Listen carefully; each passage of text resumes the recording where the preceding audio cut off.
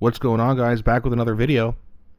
So I got something here from Pierre, who is introducing the Sovereignty Act that he's going to introduce when he gets back into Parliament. And that's right, not if, when he gets back into Parliament in September 15th to be exact. And he says the Canadian Sovereignty Act will end the chicken and egg quagmire that Liberals and other anti-energy actors have used to block pipeline projects in Canada. So we're going to see what Pierre has to say here. You can tell by the look on his face, it looks like he's going to roast the Liberals once again, as usual. Now, before we get into this, please don't forget to like and subscribe, as it really does help grow the channel. I appreciate you guys doing that for me so much. So let's get into this, then we'll talk about it after like usual. Let's start with the chicken and egg problem. So this is the opponents of pipelines are using this very cleverly. They're saying, well, we can't change the rules to allow a pipeline because there's no pipeline proposed. That's because the rules don't allow pipelines to get built. So you have, for example, C-69 that, according to the Pipeline Association, means you'll never get one approved. Then you have the energy cap, which means that Alberta will never be able to produce enough oil to put in a new pipeline. And then you have the shipping ban that prevents that oil from going anywhere. And then, the NDP and Liberals say, well, nobody wants to build a pipeline, so we can't approve one.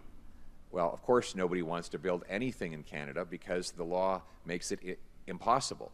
So that's why the Canadian Sovereignty Act will legalize building pipelines, producing energy, and putting it on ships.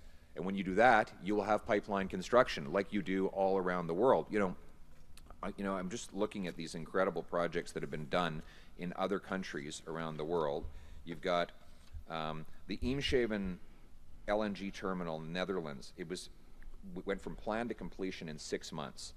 The gas grid LNG terminal in Finland, agreement signed in May of 2022, started construction in August of 2022. That's 2 months later. The Wilhelmshaven, Germany project that was announced, this is an import terminal for LNG, announced in March 2022, completed in December 2022. This is how things get done everywhere else in the world. Here in Canada, nothing gets done because Liberals ban things from getting done. I mean, I knew we were slow, but I didn't think we were that slow. I mean, man, if it's possible to get things done that quickly, we should absolutely be doing it. We're proposing to legalize fast energy production, construction, and exportation, and that is why we need this bill.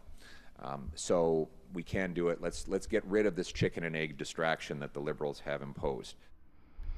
Yeah, I completely agree, and I think that Pierre said it perfectly there. We need to stop all this red tape, all these bills that prevent these projects from being completed, constructed, enacted. We need to do this quickly. Again, we have so many minerals and all this natural gas and all this oil. Like we should be the richest country in the world, or at least one of the richest countries in the world, and we're not. And we're suffering, and the middle class, that is the heart of any country and any society, is hurting really bad. We just lost 40,000 jobs in the month of July.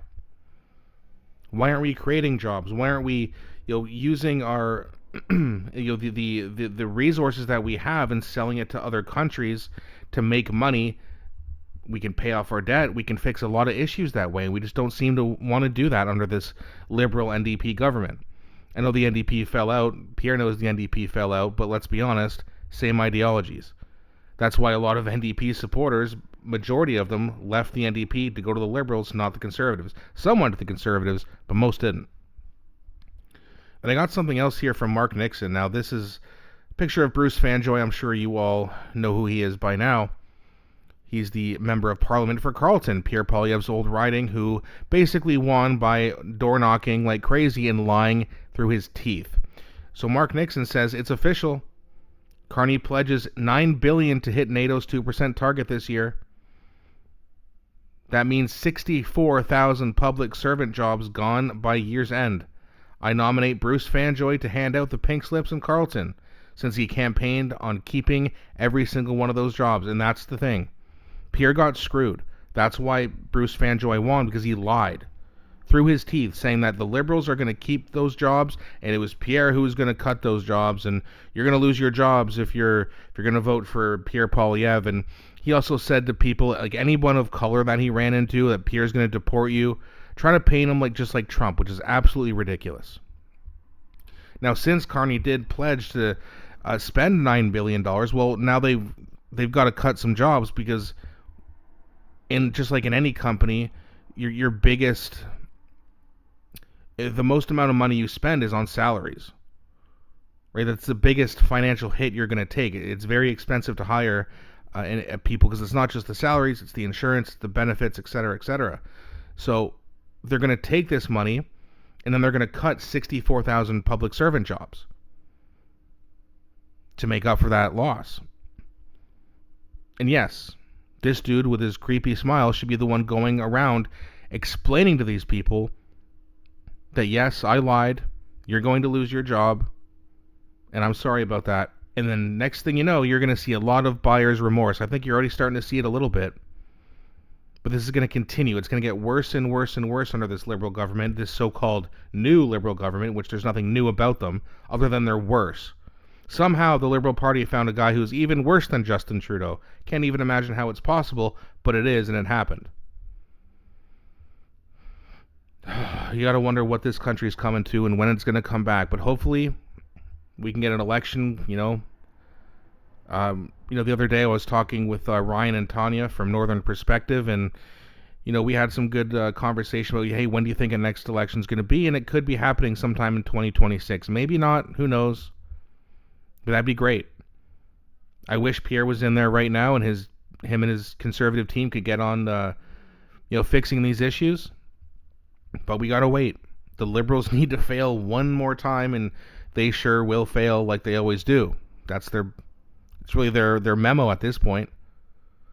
Then they fail and they get promoted and they keep winning elections. So why would they change, right? That's politics for you.